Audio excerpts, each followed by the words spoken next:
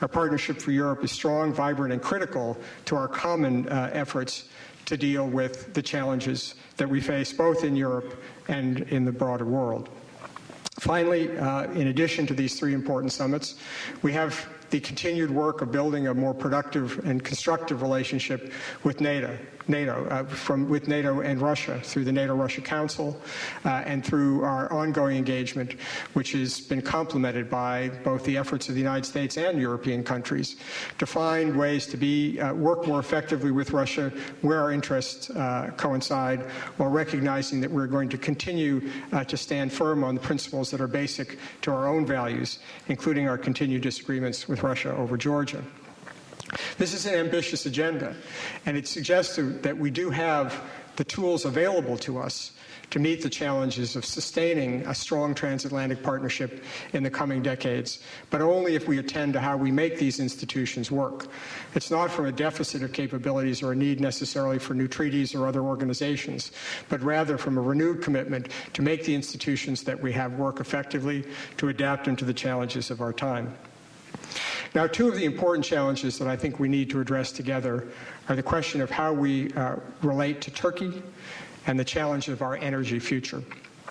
We continue to believe in the United States, and I think many of our European partners share this, that a vibrant, economically successful democratic Turkey is an extraordinarily valuable partner to all of us. And we value Turkey's participation in NATO, and we look forward to closer ties between Turkey and the EU. Obviously, these are choices with respect to the EU that the EU nations themselves have to make. But we believe strongly that a Turkey with strong ties to all of us will be an important partner in meeting the kinds of challenges that we've discussed, as well as a strong example to the rest of the world, particularly in countries with large Islamic populations, that we see this as a clear partner and that there are no divisions along lines of civilization.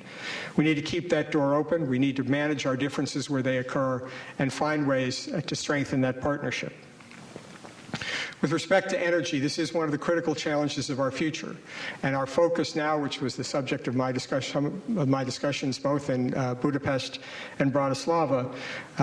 focus on the critical value of diversification of our energy supplies and transportation routes, not only for our security, but also for economic growth and to make sure that we have healthy competition for energy capacity.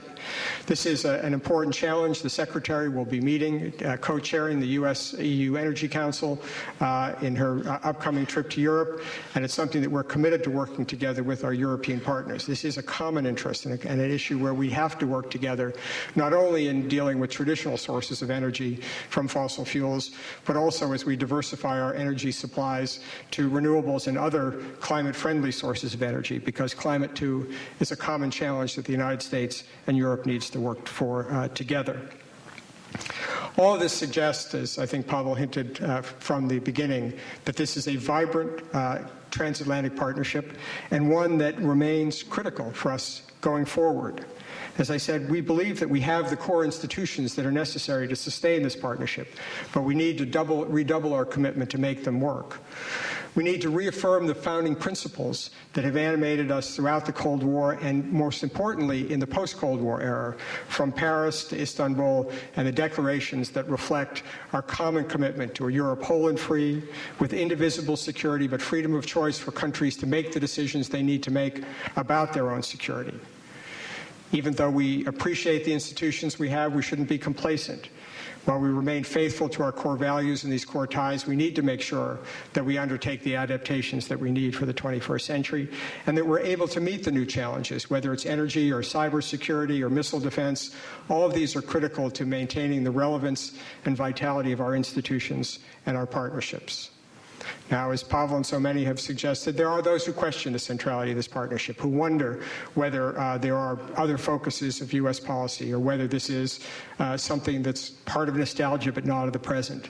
And I hope what I've said today makes clear that that's not the view of the United States, that even when we deal with questions of new and emerging powers, that our willingness to work together in developing common strategies and engaging with India or China or Brazil or the other emerging powers, as well as to deal with these global challenges of the 21st century, that the core begins with this partnership between the United States and Europe. We are each other's most reliable partners, and together we have the greatest capacity to lead the world in making these challenges. There's been a lot of attention to the recent German Marshall Fund poll, and I have to say that everyone can find bad news even in a band of gold, but I see this as a strong reaffirmation of the deep commitment that we have to each other, the strong belief in the value of our partnerships, the strong belief in the need for leadership both from the United States and from Europe to lead the world, and the values that we all attach to our strong commitment to each other. That gives me great confidence about the future and allows me to resoundingly answer the question of the critics that yes, this is central, this is critical, and we have the will on both sides of the Atlantic as well as the capacity to make it happen. So thank you very much, and I look forward to your comments and questions.